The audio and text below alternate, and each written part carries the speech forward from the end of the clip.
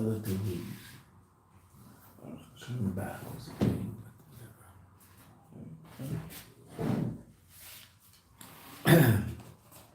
Okay, so we saw Ois Zayin yesterday. Most of it. There's a little bit at the end that we left out. So the Rebbe explains that the Mesiras Nefesh B'Feil of Torah mitzvahs, the Jewish people, was basically Purim. But that was the time when the greatest expression of Mesiras Nefesh happened, even greater than Hanukkah. Mesiras Nefesh of Hanukkah was Be'ikr Matasyahu Banav, even though many Jews joined later, but of course many Jews didn't. There was a civil war, right? It was mostly Jews against Jews, Hanukkah. The religious zealots against the people who had accepted Greek culture, who were running the place.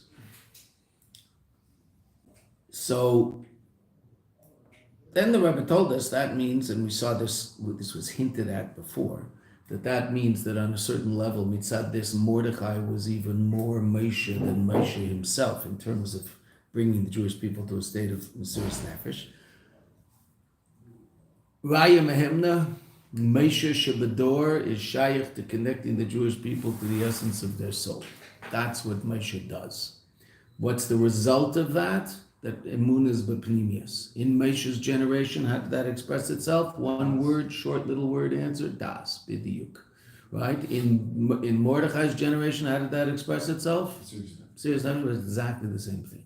Which also answers the question that we asked earlier in the Maimer, and that's what the Rebbe's been doing, is why is it that the Frierdiker Rebbe explains Kosis Lamar after Raya Mehemna? Oh, because once we understand what Raya Mehemna is, so Kosis Lamar is just one expression of Raya Mehemna, right? What's Raya Mehemna? Moshe Rabbeinu is the one who connects the Yidden to the essence of who they are, and the result of that is that their emunah comes into their conscious state.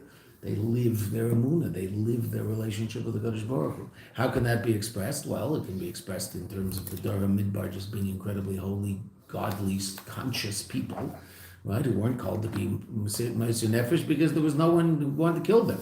Or that could express itself as Kosis Lamar, the reality of Purim. And so now we understand why Raya Mehemna is followed by Kosis Lamar, because that's the expression of it in the generation of Mordechai, and that's the expression of it throughout most of Jewish history, because we've been in Gullus for most of Jewish history.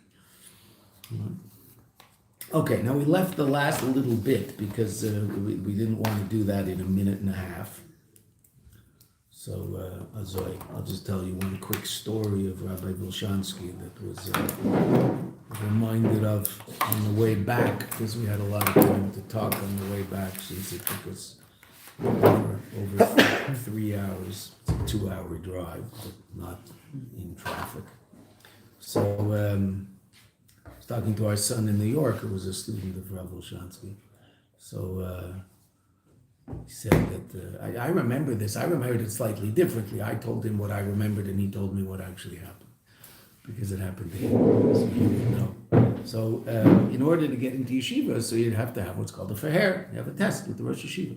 So if you're yeshiva, the way yeshiva works is what in America they call it Masifta and Zal. Here in Israel they call it Yeshiva Ketana and Yeshiva Gedela. Yeshiva Ketana is 3 years after Bar Mitzvah. It depends when they start. Sometimes they start right after Bar Mitzvah. Sometimes they'll start a year later. It depends, when their Bar Mitzvah is and where they are in their cheder and all. Okay, so it's 13, 14, 15, 16-year-olds in there. And Yeshiva Gedela is 16, 17, 18, 15, 16, 17, 18, at that age. And then here in Eretz Yisrael, then they go spend a year in 770, and that's called Kvutza. They after their third year here, some yeshivas do a fourth year somewhere else in Eretz Yisrael on Shlichus, and then they go to 770 for a year, and that's Kvutza in the Bakrim. You see sitting and learning in 770 downstairs. So those are most of those Bakrim are the Israelis on Kvutza. And that's like a big thing. Our youngest kids, since when they were 8, they were singing Kvutza Pei Aleph, Kvutza Pei Aleph. They were singing the year that they were going to be in Kvutza when they were 8 years old. It wasn't until they were 19 that they went, but they were singing the song when they were 8 years old. It's a big thing for Israeli Bakur.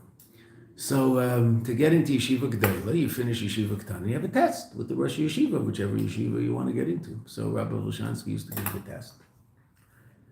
And now, I was just talking to one of our sons now before class. So he's 24. So whatever, do the math. Right? 8, 9 years ago, so we had a fair, but there were 150 kids in the first class in Sfas. It's the biggest Lubavitch yeshiva in the world. So there are 150 kids in Shir Aleph of Yeshiva G'dayla. So that means 250, 300 have to be tested. So Rabbi Olshansky wasn't doing all the tests in those days. My son said that he was in the room, and then you would go talk to him, but he wasn't asking all the questions, etc. But by our older kids, so he was, because there were less. There were probably 75 kids in the first grade. So that means he's testing 130, 140 kids. So my son went in for his test, and what does that mean? That means you sit down in front of the Rosh Yeshiva, and you tell him what pages of Gemara you've prepared, and then he starts learning those pages of Gemara with you. Right? He usually doesn't have a Gemara open, the Rosh Yeshiva. He just talks, like asks, okay, what about this? What about this? What about what's Rashi say there? What's Tosfos say? What's the Ritva say? He just starts talking and learning with the Bocher. So after the test with our son, who's very, he's my son, I'm saying this, but he's very bright, right? And he was a good student, he was into it, mamish into it. So Rabbi Olshansky said, okay, I don't think you're accepted to yeshiva. And he left the room and he was broken. His older brother was already in the yeshiva, he was broken. So he called me up and said, Rabbi Olshansky said, I'm not accepted. It didn't make sense. So I called up Rabbi Olshansky. I said, well, what happened with Yisrael? What did he do? Did he do something in there? He said, no, he was terrific. I said, well, why wasn't he accepted? Baruch, don't worry. Of course he's accepted. I just wanted to scare him. He's lazy. And he's testing 150 bucks. Right? And he knew who this one was. And he picked up what his issues are. Like, that's astounding. If you were testing 150 bucks, what would you be doing? You're just on robot, right? You're just, right? No, every single guy. It was just astounding that way, astounding. They all, I'm not on the groups, right? Because I didn't learn there as a Bocher, but I have 5 boys who learned there. So every one of them was on a group from their year where they're just telling story after story after story after story now. It's unbelievable, unbelievable. I'm going to get I have my boys organized that they will collect the best stories and send them all to me. It'll take a while, but just incredible. So he then he said that he wanted to go to the Rebbe for Yud Shvat, our son. So in Shir Aleph, he asked, I said, no, can't go. Shir Beis, he had to go into the Rosh Yeshiva to get an shiur, to leave Yeshiva and go to the Rebbe. No. After Shir Beis, in Shir Beis, in the middle, no. There's only 3 years. Shir Gimli goes, Rabbi Vishansky says, okay, well, what achlotas have you made regarding learning the Rebbe's Torah? What do you think? Going to the Rebbe is just a good time and it's going to be a party? If it's not going to the Rebbe, then why in the world should I have you waste your time and go? Going to the Rebbe means you're learning his Torah. What Torah have you added in the Rebbe's learning so that you deserve to go to the Rebbe Yud Shvat? And he set out for them learning programs. Okay, you have to learn this. You can go, but you better make sure you learn all this. Then my son told me something blasphemous, which I'll tell you, but it's blasphemous. Don't let anybody around here see you do it. Rabbi Bolshansky told the Bocher once in a Farbrengen, he said, my dream in life is that every single one of you, under your Gemara, you have a Likutei Sichos. That's what he said. So that's what I want from you guys. I want you to live the Rebbe's Torah. He did. The Farbrengen of Rabbi Bolshansky was, he had unbelievable stories. I mean, he just was a fountain of stories. But most of the Farbrengen, Sikh after Sikh after Sikh after Sikh after Sikh. You just go through Likutei Sichos and that week's parsha. Just, the Rebbe says this and this, he asks this question, says this. It's unbelievable. He just came out like hair out of milk, just came out. Unbelievable. Not like a cotton out of thorns, which is what it's like with some people. Okay. Anyway, he's a very special Jew.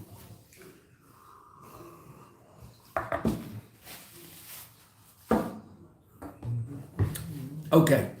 So now, the Frierdiker Rebbe, quoting the Frierdiker Rebbe, explained that whole inyan of Mordechai being on a certain level greater than Moshe. Again, not greater than Moshe. Not greater. There's no such thing as greater than Moshe because they're every ounce of koyach that they're getting is from Moshe Rabbeinu. That being said, he expressed the reality of Raya Mehemna even more powerfully than Moshe in the inyan of Mesiras Nefesh. And what was unique about Mordechai? Why is it that Chazal mentioned Mordechai specifically? In the Medrash that we saw, Mordechai B'derek and Moshe B'derek, that Mordechai in his generation is like Moshe in his generation. Every leader of every generation is like Moshe in his generation. Like that's the Zohar, right? So why Dafka Mordechai? Because it was absolutely revealed to everybody in the generation. That's what the Rebbe said, quoting the Rebbe. Now the Rebbe says an amazing thing. V'yesh Leimar, 3 lines up in the bottom of Kuf Lamed Gimel. Moshe, I'm sorry, I don't have any copies left. V'yesh Leimar, Dal Yadei Shemevi B'Hamaimer. Which of the fact that he brings in the Maimer, the Friedrich Rebbe. Masha Kosev b'Medrash, that which it says in the Medrash, Mordechai b'Dorah hayashokol k'Moshe b'Dorah. The Mordechai in his generation was equal to Moshe in his generation. Al Yedei Zeh, now the Rebbe says an amazing thing. Pasak Bal HaMaimer es Adin al Atzmai. The Bal HaMaimer, meaning the Friedrich Rebbe, is paskening the din regarding himself. Shehu Raya Mehemna Begilui, that he is the Raya Mehemna in a revealed way, shall call Anshe Adar, of all the people of his generation. Meaning, by virtue of the fact that the Friedrich Rebbe paskin regarding Moshe, Mordechai, meaning he brought the Medrash as, so to speak, a psak halacha, meaning he was kaveh reality, established reality based on that Medrash. So the Rebbe says, so therefore we see that the Friedrich Rebbe is paskening relative to himself that he's the Raya Mehemna. Why in the world is the Rebbe saying that? What's pshat in that? So look at footnote 4. Al derech a perish b'loshen a Mishnah, based on the perish in the loshen of the Mishnah, Aves, Reish Perek Gimel, the beginning of the 3rd parak in Aves. So this is a very common statement. Din v'cheshben. Din v'cheshben, that means you're taking an accounting of something. Somebody said, make a din v'cheshben. Okay, din v'cheshben. And as a matter of fact, you have probably heard the word doch, right? A doch to the Rebbe. What's a doch? It's Rosh Hashanah, din v'cheshben. Dalet vav chuf, chaf, doch. A parking ticket in this country, they made a word out of it. It's called the doch. Right? Duchot, right? They without the it's not an abbreviation with the chipshiks, the what do they call it? The apostrophes. It's not. There's no apostrophes. They just made a word out of it. Doch, which is a ticket. Now, what's a doch? Well, you've been judged to be acting in an improper way. So that's called a doch. Okay, but din v'cheshben is an accounting. Okay, so there's an obvious question that arises in those 2 words. What's the question that you might have in those words? Din means judgment, cheshbon means accounting. What's wrong with those 2 words? Why is it not the other order? The other order, right? What do you do first? You make an accounting and then you come to a din, then you come to a judgment. Why is the judgment before the accounting? I hope, this isn't, Soviet Union, right? Or, I don't want to say it, I might get myself in trouble, right? Liberal courts, right? Let's find the man and then we'll find the crime. That's not how it works in a proper justice system. Okay, so why is it din v'cheshbon v'din? Chud. That doesn't sound as good as doch, I get it, okay, but that's not why it's written that way. So why does the Mishnah say din v'cheshbon? Al pi divrei Mishnah sham. Mishnah Perek Desayin. In the 3rd chapter, there's another Mishnah. The Mishnah says like this: Shenifraim mimenu midate u'sheloi midate. That nifra means payment is extracted from him. So if it means punishment, it'll mean punishment. If it means payment, it'll mean payment. But something's extracted from a person. Midate u'sheloi midate. Based on his knowledge or not based on his knowledge? Okay, so what does that mean? So what's the explanation? It's based on the Baal Shem Tov. It's brought in Likkutei Sichos, as you can see the footnote at the end of this footnote. It says what the source of this is. Shela'achrei sha'adam pesek midate diner shel chaverei. That after a person Pesek midate. He comes to a judgment willfully, al chaveder, relative to his friend, shel chaveder, he judges his friend. After a person judges another person, pesek din la'atzmei sheloi midate. He establishes a din for himself unwittingly. In other words, if a person judges another person harshly, how does the Kadosh Baruch Hu react? By judging that person the same way he judged the other. So by judging one, he brings upon himself a cheshbon. First, there's a din. He's judged someone else harshly.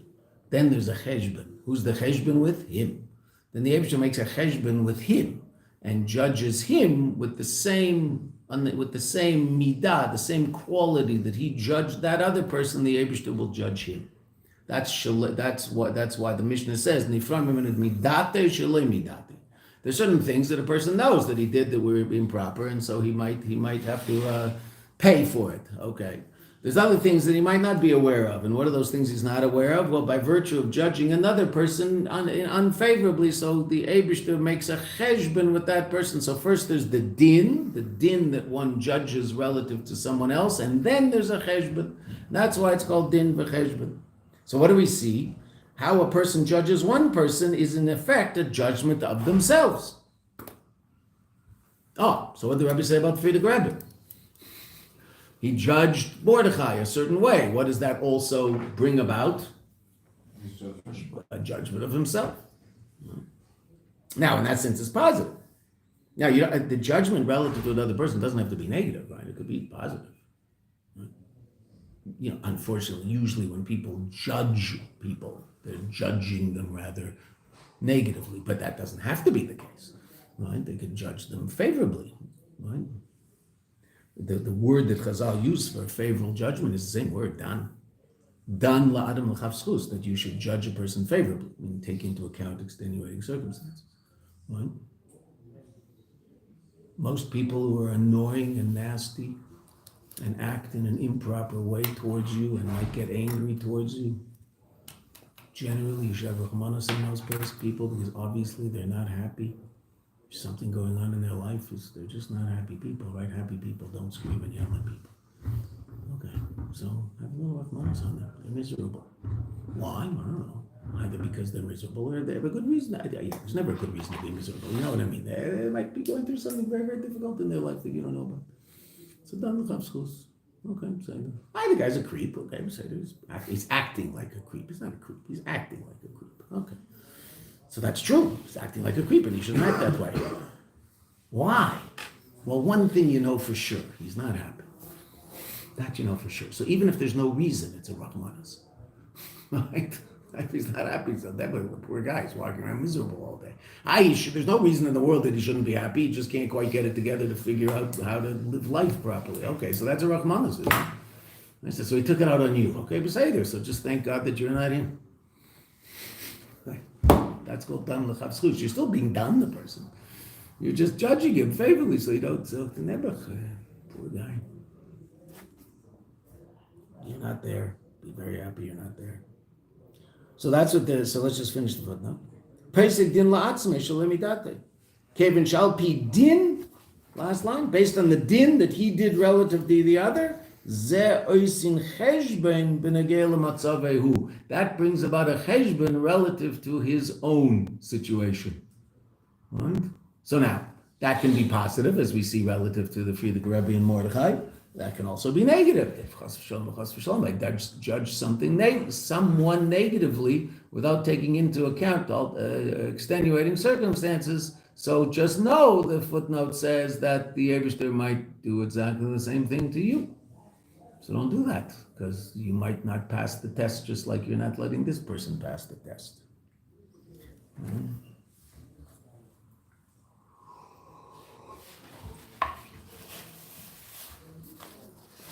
Not that there aren't people in the world who are annoying. There are people in the world who are annoying. Okay. But the bus driver that didn't open the door when you got to the station 4 seconds after he closed the door, most of them do, Baruch Hashem, but the guy who doesn't, So it's true. It just messed you up and you're going to be 10 minutes later at least to wherever you have to go. Okay, that's true. So that's a creepy thing to do. On the other hand, that's clearly not a happy person. Happy people don't do that. Happy people open the door, right? So never. You're 10 minutes, this guy's living 24/7 in this state of misery. So you haven't got it so bad. 10 minutes late, that's what's the big deal? Right? So you can bang on the door and go, whoa, whoa, whoa. But I mean, you're just adding to his misery. Poor guy. There's a lot of miserable people out there. It's hard to tell. Well, I mean, we know why. The Rebbe explains why, but okay, it's still hard to understand how people.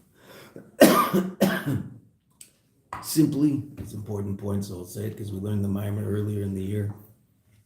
The avoid of our generation is simcha. That's the clear avoid of our generation. And therefore, the kleep of our generation is the opposite of simcha. That's why you look around, you see people walking around so miserable, because that's the kleep of our generation. So there's all these people who objectively should be pretty content with what they've got in life, because they've got more than just about anybody in the history of humankind has ever had. In Gashmis, at least. Ruchnius, okay, Beseder, well, that they're in charge of. But even us, in terms of Ruchnius, no one ever had the advantages. Not that there aren't challenges, there are tremendous challenges in the world we live in, because there's a darkness out there that's darker than any darkness that ever was. Okay, that's true. But it's also true that we have more ammunition than anybody in the history of the Jewish people ever had. Go downstairs, walk into the Zal, and look at the walls. Did anybody ever have that much Torah at their fingertips? Who ever heard of such a thing? What do you want to learn? Pick it. Nigla, Chassidus. It's all there. Just all there. And it might even be there in a language you can understand if you don't understand the language that it's written in, because there's been so much work on translating it to French and Spanish and English and Portuguese. Unbelievable. Yiddish sichas into English. Yiddish sichas into Hebrew. Right? Modern Hebrew. Okay. Baruch Hashem. So with this footnote, he's basically saying that just because the Frierdiker Rebbe made the poskim that Mordecai was Nasi Ador, that made him. But what if like someone else had done that before the Frierdiker Rebbe? I don't know. Maybe that would have some hashlachot. I don't know. I don't know. No one did. But that's an interesting question. I don't know. I mean, the people who we allow to paskin are people of a certain stature, right? Okay, right. You know, so that. Was this a chiddush that the Frierdiker Rebbe made, or had this been? No, I don't. Well, Frierdiker Rebbe mentioned it. I'm sure it has to have been mentioned at some point. Yeah. You know, but the whole discussion of Raya Mehemna, the whole discussion of Meisha Shebador, that's a discussion that you don't find so often in certainly not in Nigla. I mean, you see this. What there is this medrash, but people don't spend a great deal of time focusing on it. In Chassidus in general, in Lubavitch Befrat, we spend a great deal of time talking about Meisha Shebador. That's a. I mean, there's a. I would think if you were to ask your average Jew walking on the street who has not learned Chassidus, is there an expression of Meisha in every generation? They might not know what you're talking about, or they might say, of course not, Meisha was a one-off. Probably. I remember in the army, when in Elohim once, we were in a course, and one of the people in the course ended up starting to teach the course because he knew more than any of the teachers that were teaching the course. So they figured that out to their credit, and so they let him teach the course. He's a guy, he lives in our neighborhood, a friend of mine, I've known him for years. A student of Rav Soloveitchik in Yeshiva University, enormous Talmud Chacham, very wonderful guy. His grandfather was a very major Rav in America.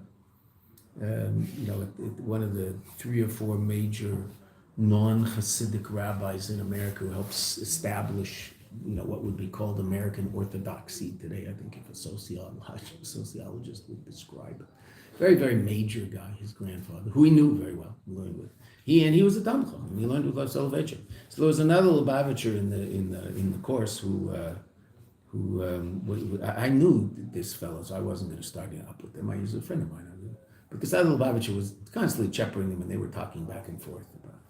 So he once asked him, he said, Rav Soloveitchik, if you were to learn something of Rav Soloveitchik and you didn't understand it, could you imagine that he'd be wrong? So he said, yeah, why not? He said, oh, okay. That's the difference between you and me. I wouldn't say that about my Rebbe. It's a different gisha.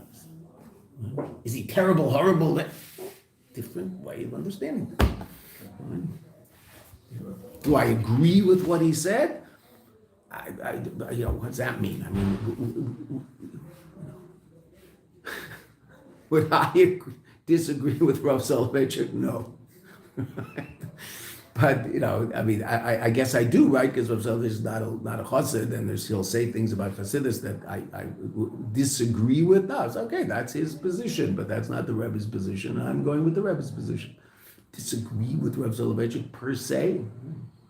Who am I to disagree with Rav Soloveitchik? Do I disagree with Rav Soloveitchik about certain things? Yes, but not because I do. Right? I'm not saying I'm saying any global I, but I'm okay. There's things I do differently than Rav Soloveitchik would tell me to do. Absolutely, 100%. Why? Because the Rebbe tells me to do what I do.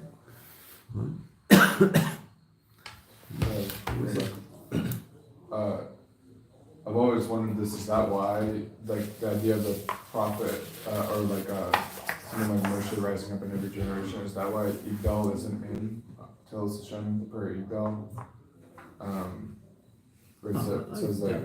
Mesha ad Mesha lekam kamesha. There's never, there's only one Moshe Rabbeinu. There's still only one Moshe Rabbeinu. There's still only one Moshe ultimately gave us the Torah, right? All of the other Meshas, how are they called? These Pashtus of the Moshe, right? It's not like they stand by themselves. It's all Moshe.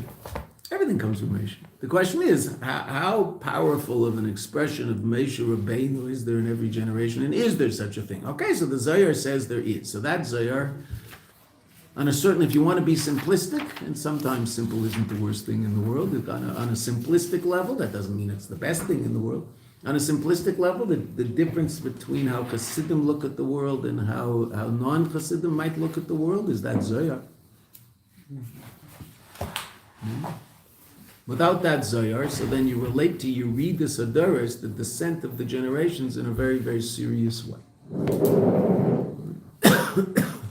With that Zohar, you say, okay, that's true. There's clearly a descent of the generation. Each generation builds on the other one, and each generation is subservient to the earlier generations relative to the fact that we know what we know because they're the ones who taught it to us, and it's come through generation after generation after generation. There's no question.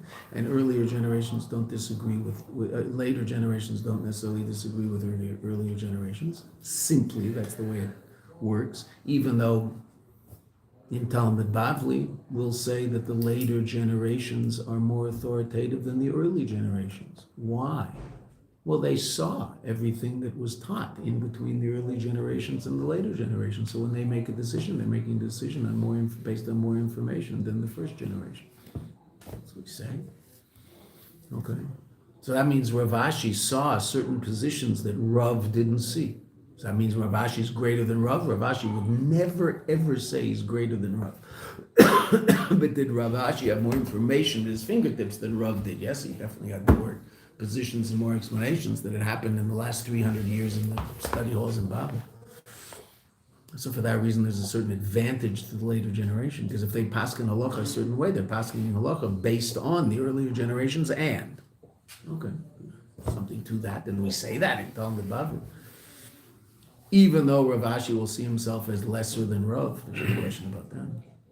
And the Amara certainly in no way, shape, or form would ever disagree with the Tana. We know that. I mean, if the Talmud Bavli is based on the premise that an Amara cannot disagree with the Tana, and if the Tannaitic position counters the Amoritic position, so then that's a refutation of the Amoritic position, and it's over. It's done. It's finished. Never to be seen again.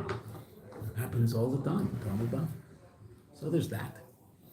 That's true. Who was this person's grandfather, if you know? Rabbi Silver. I forget his first name. Rabbi Silver. I think he was in Cincinnati of all places. But he was an enormous influence on American Orthodoxy. Big Talmud Chacham, very serious Rav. His last name's Silver. It's his father's father. Mm-hmm. And he remembers his grandfather very, very well. I don't remember Rabbi Silver's first name, but if you look them up, you'll see there's all sorts of, he was very, Rabbi Moshe Feinstein was obviously, the Pesach of the generation. Rabbi Soloveitchik had his place. Yeah. Rabbi Silver had his place. Rabbi Palm had his place. These were the giants of the literature world in America. When the American Jewry was being established, because there was nothing there until the 1900s. Nothing. It was a wasteland, complete wasteland. Rabbi Kamenetsky as well? Rabbi Kamenetsky to a certain degree, yeah, 100%. Okay. Yeah. His son was my first teacher in yeshiva. Oh, wow. Amazing guy. He was the teacher of the most advanced shiur in a regular yeshiva in Yerushalayim. A regular yeshiva for Israeli Bachman with Nasim Kamenetsky. And he, at one point, that yeshiva had asked someone to open under their auspices in a completely different part of town, yeshiva for Bali Tshuva. So at one point, he came to visit and started, he enjoyed teaching there. So first he taught the highest level shiur. Then one year he decided it would be interesting to teach the beginners. So here's this guy who's teaching one of the most advanced shiurim in any yeshiva anywhere in Yerushalayim, and he was teaching us how to learn Mishnah. It was wild. He was, and what did he do before he started doing that? Because he was that kind of person. He knew he wanted to do it the next year. So he sat in the class of the person who taught Mishnah class the year before. He sat in their class to see how they do it. He didn't say, I can do this better than anybody. He didn't say that. He sat in their class. How do they do it? That's amazing. He was a very interesting guy. He passed away a few years ago. Fascinating person. Unbelievable. He used to get very excited. He had one tooth that was a false tooth, and I don't know. I'm sure it could get glued in there better, but he just never. So when he would get excited, his tooth would fly out. When he'd get excited about some idea, and he'd be walking back and forth, and his tooth would fly out, and he never, ever failed to catch it. It would fly out, he'd catch it, put it back in, and wouldn't miss a step. And we were always waiting for the tooth to fly out. So he never missed it, not once. He would catch it, and it was back in his mouth before the next word was said. Never understood how he did this. But he was a very special guy. He taught us. He was tough on us, but he taught us. Okay, let's go for it. Okay, so now, Ches is going to tie up the issues of the beginning of the Maimer, and we're going to understand the order of the Friedrich Rebbe's Maimer after Ches. Then at the bottom, if Ches is going to say Tzarech Lahavin, we're going to enter into a whole new discussion. Va'al pizeh, based on what we just said. Yesh levar kesher v'seder inyanim b'maimer. We said it outside, now the Rebbe is going to say it inside. What was our issue in the Maimer? Our main issue in the Maimer that we left after the Friedrich Rebbe's Maimer. The issue that was bothering the Rebbe more than any other issue was, why does the Friedrich Rebbe first talk about Rai Mahemna, then talk about Kassis Lamar? What's the order and what's the connection of those two? Now, we have basically explained that, and I talked about it outside, right? Because what did we just say? And we're going to see it again. What did we just say? We said that ultimately who's Moshe? Moshe is the one that connects us to the essence of our soul. That's who Moshe is. The result of that is that our emunah comes into Pnimius. The expression of that will be in Moshe's generation Das. The expression of that in other generations, including Mordechai's, will be Mesiras Nefesh. So Kassis Lamar and Raya Mehemna are really one and the same thing. They're not two separate realities, they're one and the same thing. Just different expressions of exactly the same thing. What did Mordechai do? Mordechai connected the Yidden to the essence of their soul, so they were living Elokus, and therefore they were Mesiras Nefesh. What did Moshe do? Moshe connected the Yidden to the essence of their soul, so they were people who lived godliness. Moshe, I I'm going to let you ask your question. But we've been learning this mimer for 2 weeks. So any question is going to be somewhat superficial, right? Yeah, it is extremely superficial. Okay. What's Raya Mehem now? Okay, that's okay. The shepherd of faith. Okay, thank you. That's what it means, okay? Al pi zeh yesh levar kesher v'seder and yonim b'maimer. Based on this, we can explain the connection and the order of these ideas in the Maimer. Babir a pasuk Veata tetzave, regarding the explanation of this pasuk Veata tetzave. Shebetchilo at first, now we're just tying up the Maimer. The Rebbe is tying up all the so to speak loose ends we have in the Friedrich Rebbe's Maimer. Shebetchilo mavaras a perush Veata tetzave is b'nei Yisrael. First, the Rebbe explains the inyan of Veata tetzave b'nei Yisrael. What does that mean? Shemesha hu mekasher u'mechaber. That Moshe is the one who connects and joins as b'nei Yisrael, the Jewish people, imor ein sof, with the Eibishter. Now it's interesting that that's in brackets, because we're going to see there's also the expression of Moshe connecting the Jewish people to each other. Once Moshe connects us to Etzem and Neshama, then we have an essential connection to every single Jew also. Okay, but that hasn't happened yet, so it is interesting that's in brackets here. Al Yadeshu Zan, it's an edited minor, so we can notice the brackets. Right? Al Yadeshu Zan in front of says Emunah, that which he nourishes the Emunah, and we know what that means now. It's not that he nourishes us with our Emunah, he nourishes the Emunah itself, and what does that mean? It brings about, What does that mean? What it brings about is something else. What is it? It brings about das. That's what it brings about. What is it? What does it mean he nourishes the Emunah? The Rabbi told us explicitly in a line, which we went over yesterday when I asked the same question and got the same answers. That he brings about a reality that the source of our emunah is etzem and neshama. He connects us to the essence of our being. The result of that in Moshe was das, in Mordechai was Mesiras Nefesh. Okay, beseder, but what does it mean? It's Zan in front of this emunah, and the Rebbe added that one word that last time we saw this, atzma. He nourishes the emunah itself, that the emunah should not be from, and these words should mean something, mazli chazi, that your soul sees up there in Atzilus. No, rather, you're connected to the essence of your being. It's who you are. Right, story of the Tzemach Tzedek. How many times have we heard the story of the Tzemach Tzedek? There might be someone in this room who hasn't heard the story of the Tzemach Tzedek. Therefore, we have to hear the story of the Tzemach Tzedek, because it's hard to go through life if you don't know the story. Because then we don't know who we are. When that philosopher asked the Tzemach Tzedek the question, right? What was the question? God's not all powerful. Why not? What can't he do?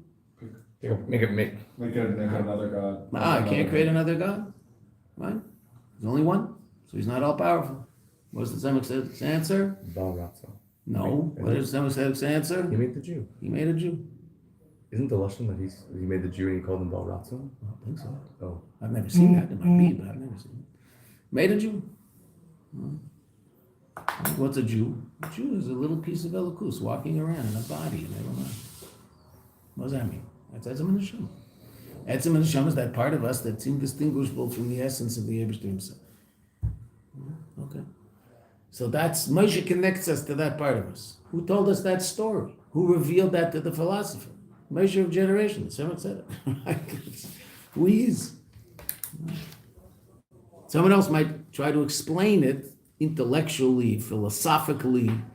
Someone said it, just told them the truth. Al Yadeshu Zan and Farnes es Emunah. After, so that's the first thing the Rebbe explains. So then Mavar Shagam Rei Yisrael. Then he explained that also the shepherds of the Jewish people Shebachol Dor in every generation, which is Ispashtusa the Moshe, the expression of Moshe, Mechazkim, strengthen us Emunah the Israel, strengthen the Emunah of the Jewish people. Ukemei Mordechai, like Mordechai, Moshe Shebadar, the Moshe of his generation, a medrash. Shechizek es emunasam shel Yisrael, that he strengthened the emunah of the Jewish people. Lamed chazak, to stand strong.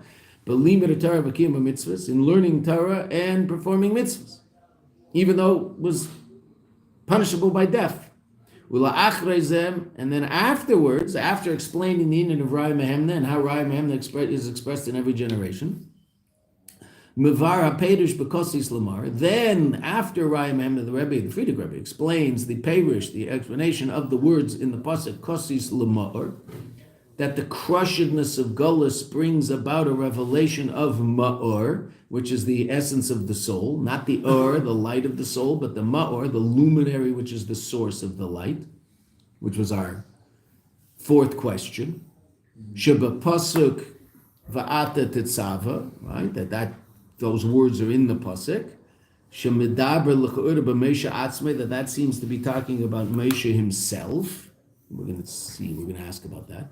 Ki zeh sheMoshe megala b'chinas ha'ma'or d'Yisrael, that which Moshe reveals the quality of the luminary of the Jew, not the or, not the light, but the source of the light. And what's that? Etzem and neshama, the essence of the soul.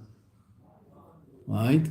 So in the mashal of the sun is not light, the sun is a sun. What comes out of the sun? Light. Right? Is there light in the sun? Yes, there's also light in the sun, because the sun is a physical body and there's cavities, etc., etc. Okay, but ultimately, what's the sun? The sun is not or, the sun is a ma'or. It's a luminary, so it's called matara.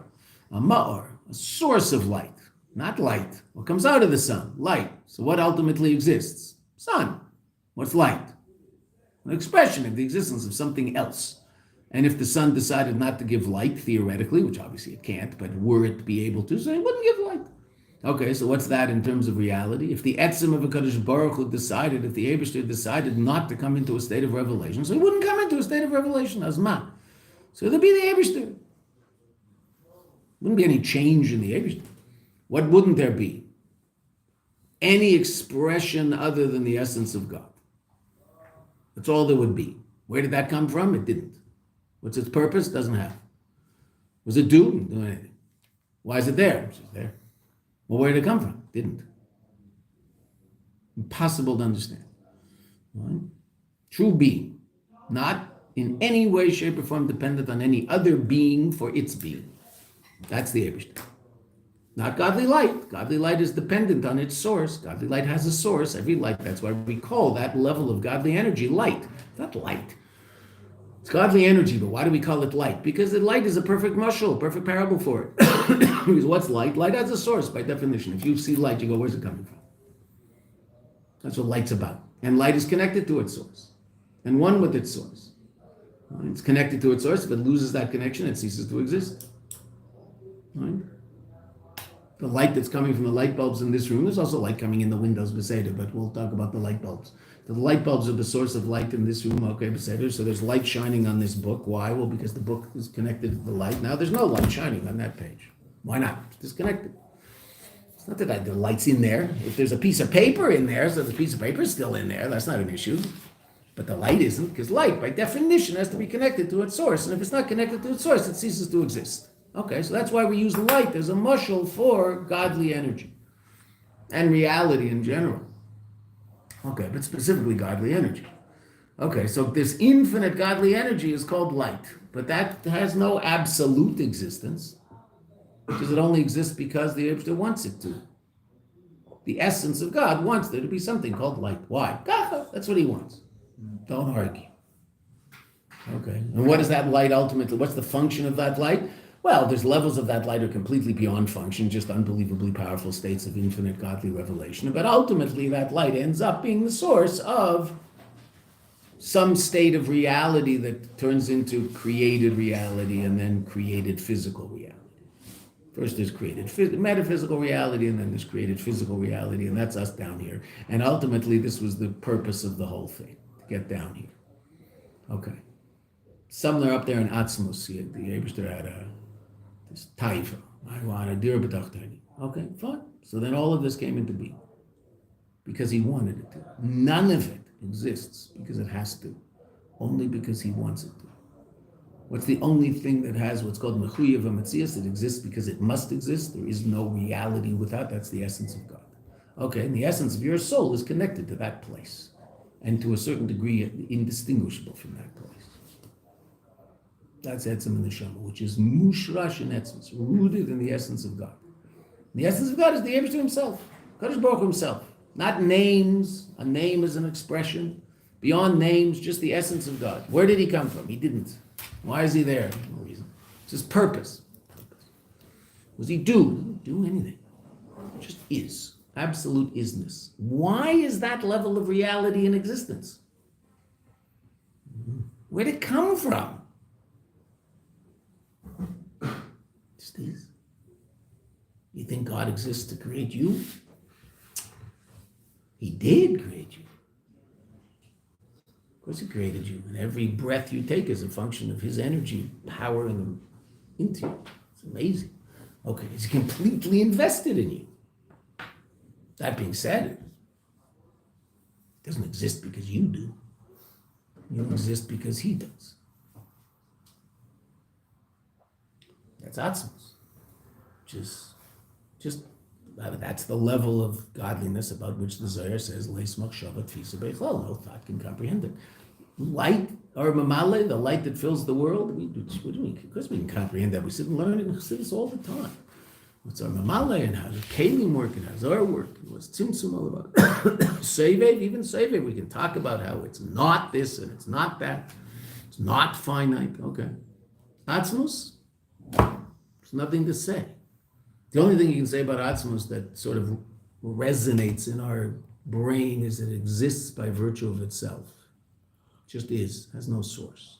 So we don't know what that looks like, but at least we can somehow appreciate the uniqueness of that state. It doesn't come from anywhere, just is. And that's called Yesh Amiti, true being. Why? True being because it doesn't depend on any other being for its being, it just is. That's what it means there's a God. And that's what it means that you believe in God. Believing in God that created the world, why are you believing in God that created the world? Do you believe in your car engine? Well, I do, because I don't know anything about it. Right, so if I don't know anything about anything, I have to believe that God created the world. But if I learned any Chassidus whatsoever, I don't have to believe God created the world. I can explain intellectually how God created the world. I don't have to believe that. Why in the world should your emunah be based on something so simple and so easily understood, so attainable? So open up Maimar Chassidus and learn about how Oima Male works and how Kalim work and how different worlds work. Just learn the first parak in Basi L'Gani Tafshin Yud. What's a tzilus? What's bria? What's a sira? What's a sia? What's a yitzira? Sia? Why? Okay, why? Even though we don't understand why the why, but we know the why. Why did the Abish create the world? He wanted dir b'tachtonim. Okay, why did he want to dir b'tachtonim? Why did he want a dwelling place in the lower realms? We don't know, but he did. Okay. What was he doing before that? So it's no before, obviously. But until the Eibishter had this desire for dir b'tachtonim, what was there? So to speak. Just him. What was he doing? He doesn't do anything. He's just hanging out, just being. Right? For an infinite amount, a beyond infinite amount of non-time. Whatever that means. Then all of a sudden, at some, I can't even talk about it because everything we say is so silly.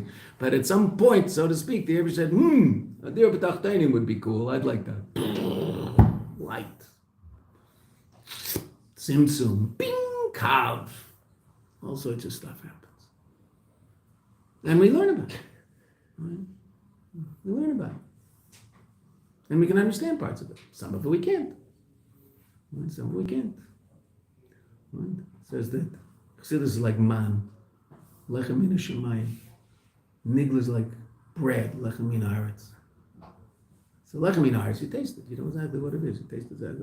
This is rye bread. This is whatever bread. This is sourdough. That's the big one now. This is sourdough bread.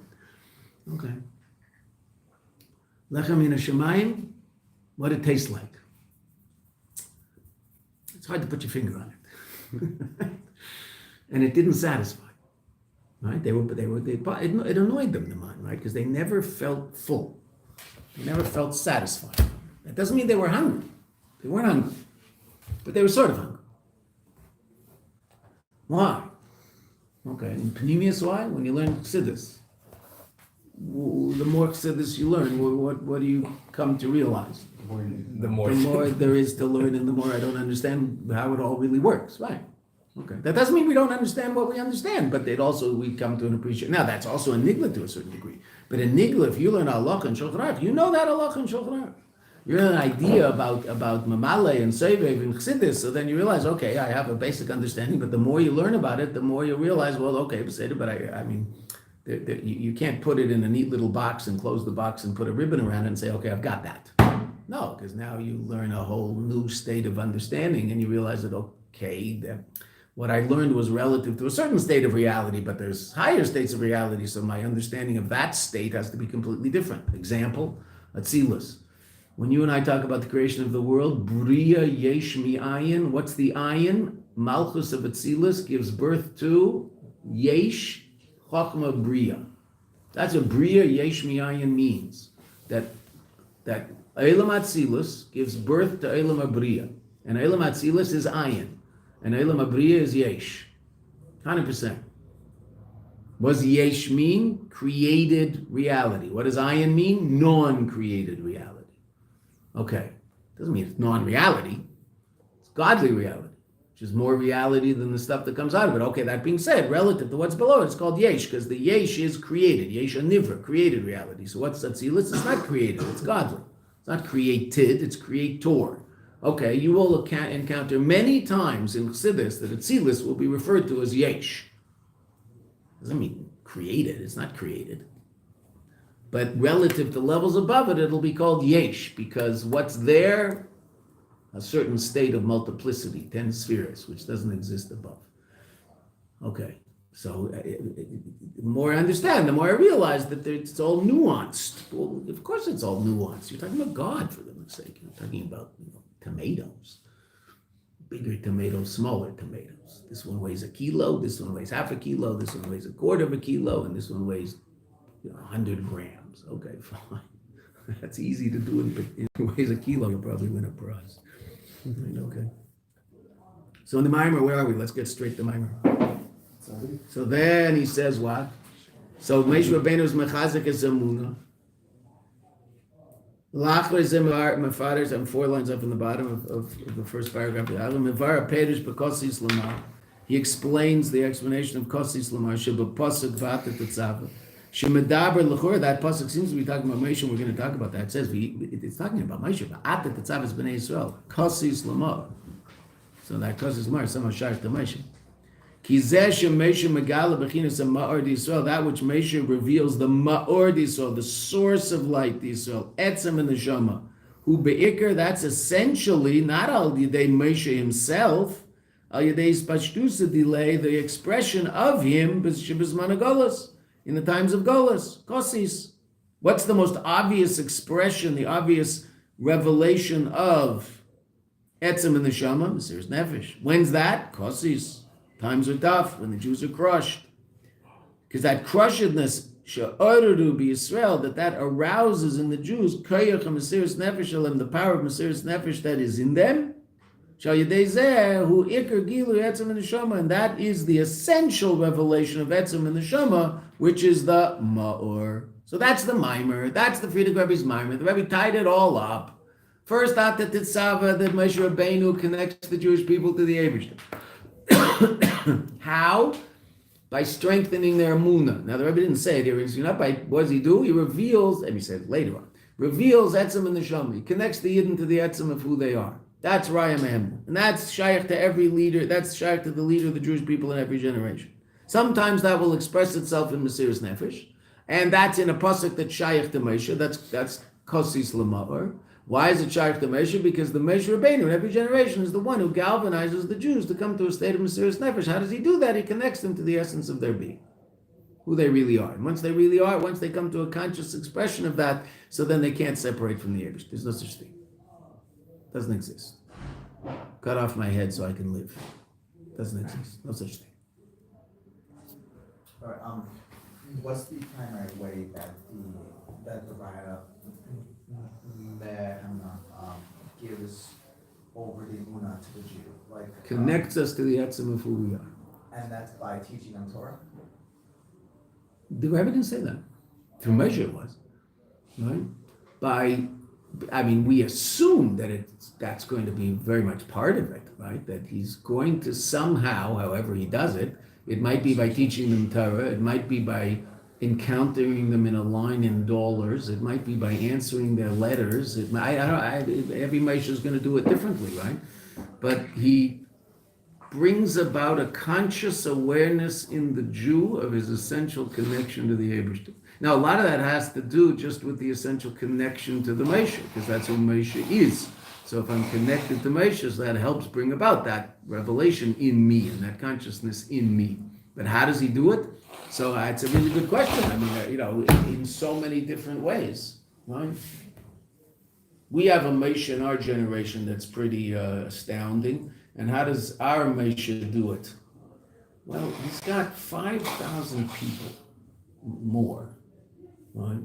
He's got more. He's got 5,000 families spread out all over the world, teaching Jews that they're essentially connected to a Kadosh Baruch.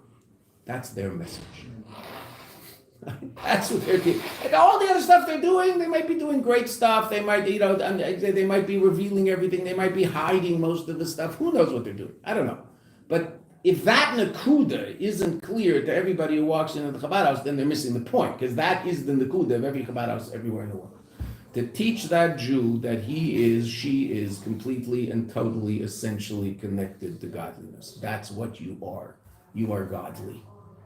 And if that message doesn't get across to the Jew, then we miss the point. And that is what everybody's talking about, right? That's sort of the first thing everybody hears. Which is really astounding, right? Yeah. And that's why we do the things the way we do it. Just get them to hear Kiddush. Right? No, I have to get them from. No. Yes, but no. If they're in Kiddush, what are they right now? Connected, dude. Yeah, I understand. From, they have to fit into a box.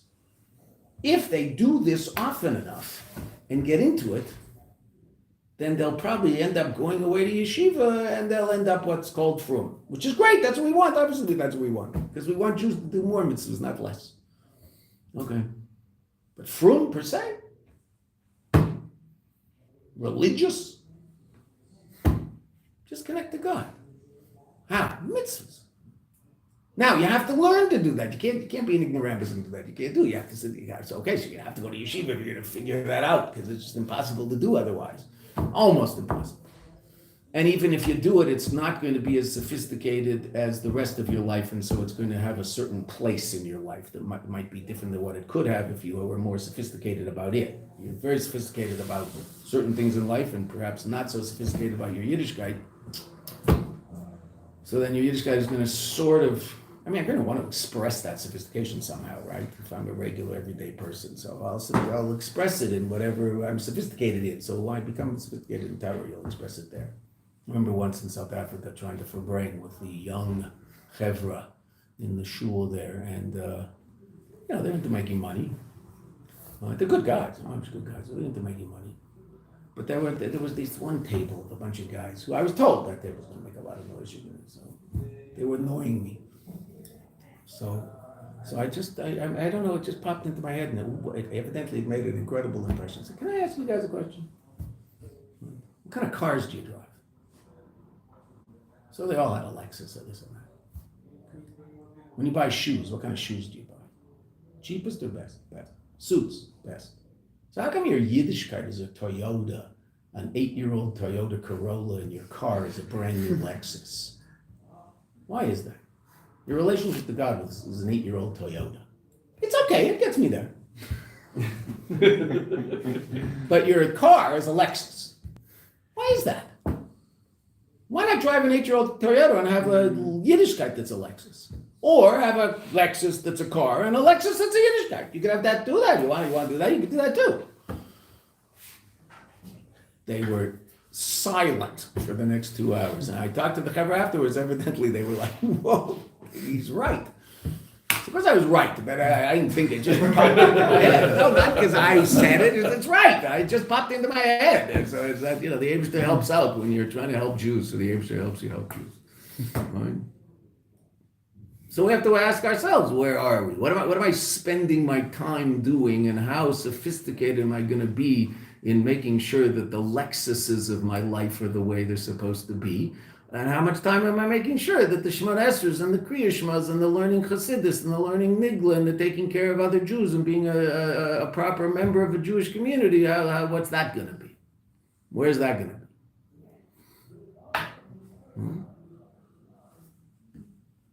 Which is going to be the 8-year-old Toyota Corolla and which is going to be the brand new Lexus? Now, they can both be the brand new Lexus. I mean, they can. There are people who are very, very Chassidish who drive a brand new Lexus.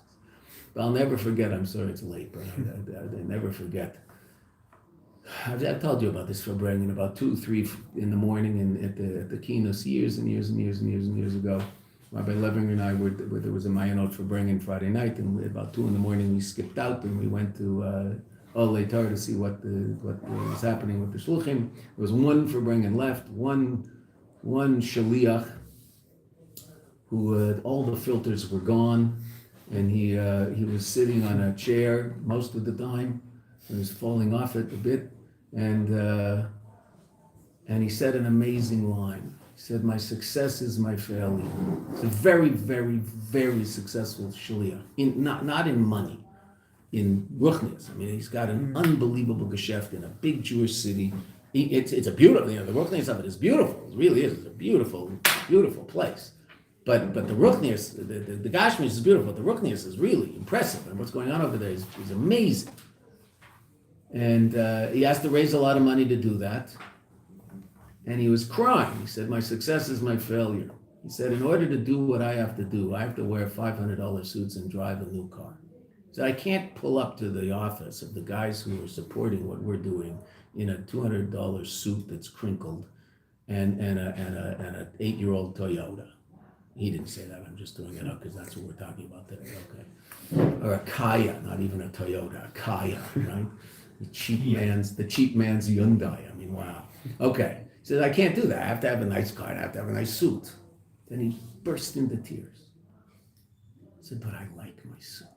I like my car. It's affecting me." Wow. That's so real. As a chassid of the Rebbe, he went out there and he had to put on a suit and put on a car, and he feels that it's affecting his chassidishkeit. That's real. He was crying like a baby. He said, "My success is my failure." That's real. That's Eilam Hazeh. You can have Eilam Hazeh. Well, you should have everything in Gashmias imaginable. The Rebbe wants to, for bringing, we know this. The Rebbe asked people, "Anybody wants to be rich? Put up your hand." 3 people did. They all became surprisingly rich. And the Rebbe said, "What's wrong with you people? Why didn't anybody put up their hand?" The 3 guys who did became fabulously wealthy. Right? And support Lubavitch institutions. Everybody else was sort of embarrassed, like, I sit in front of the Rebbe and I think about Gashmias. So they didn't put up their hands. I said, "What's wrong with you people? You should have got all the Gashmias you need. Just never ever worry in Gashmias. Say Amen. Right? Okay? Amen. But ultimately, what are you here for? To have a new Lexus, another Lexus? Your kid's just going to throw up in the back seat anyway. So, I mean, okay, don't get so carried away.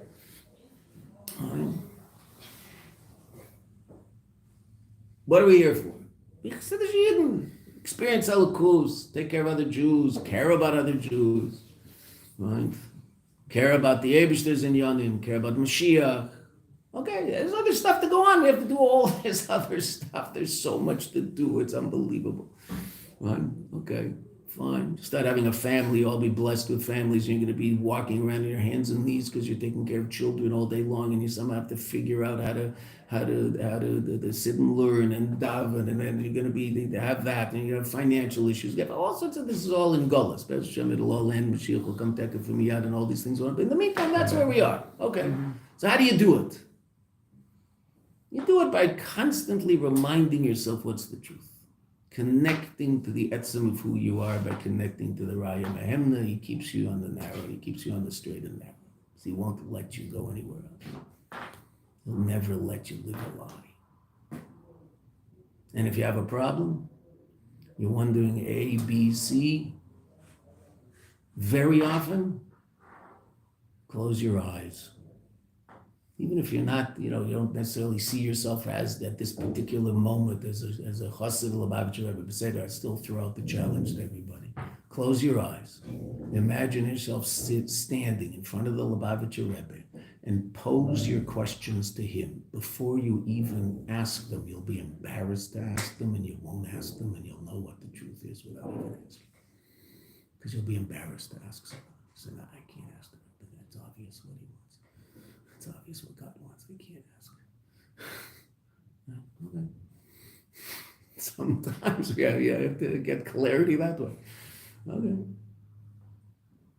You don't have to be a chassid of the Rebbe to do that, right? Because everybody, you don't have to be a chassid of the Rebbe to realize that the Rebbe is a person who knows what's going on, and if you were to stand in front of him, you'd probably ask about things that are true. And you'd probably be told the truth. Okay, good. Say that. So certain issues in life, should I do A, B, or C? Okay. Now, sometimes it's not clear what the Rebbe says. It's not always so clear. Right? Almost every single Baal Tshuva college student who ever asked the Rebbe, should I stay in yeshiva, should I quit college? The Rebbe's answer was no, finish college. You should finish what you started. That doesn't mean the Rebbe didn't say you should sit in yeshiva for a couple of years, but the Rebbe said you should finish college. Everybody I know except two. One of them is a shaliach in Brazil. He was in Antwerp. He was a Belgian college student, what he was getting from, and he asked the Rebbe, and the Rebbe said after he learns in yeshiva sometime he should go back and finish his degree. He doesn't have to finish his degree, and he should stay in yeshiva. And the other one is really funny because he was a Baal Tshuva who was studying creative writing, and he ended up in Lubavitch, he ended up in yeshiva. And he learned, and he asked the Rebbe he should go back and finish his degree because he knew that that's what the Rebbe told him. And the Rebbe said, no, sit and learn. What does that person do to get there? His name is Ali Tauger. He writes books in English. He was studying creative writing. The Rebbe told him, don't go back to college, right? Of all people who theoretically, I don't mean that he needs to have gone back to college to learn how to write. It's just funny that that's what he ended up doing his whole life was creative writing, so to speak, writing things, right? He was told by the Rebbe, don't go back to college. Don't finish it. Almost everybody else was told to finish it. Because the Rebbe believes you should finish what you start. Okay. But when? Just learn for a while. College isn't going anywhere. Maybe Columbia, they just lost $400 million, so maybe they'll disappear. Okay, that would be nice. But most colleges are not going anywhere, right? Mm-hmm. They're changing their tune. What $400 million can do? What? Columbia's the first step. Don't worry, a lot more other colleges are going to get money. Beseda, okay, Beseda, whatever. $400 million, that's a lot of money. This building only costs $300. Right? Wow. I'm kidding. No. 400 million, it's a couple of years salary. That's a lot of money. Amen. Well, since I learned how to hit the curveball, there's no limit to what I can earn, right? Exactly. Because I know how to do something important, right? Hit a curveball. Okay. You're out. Thank you, Rabbi. The next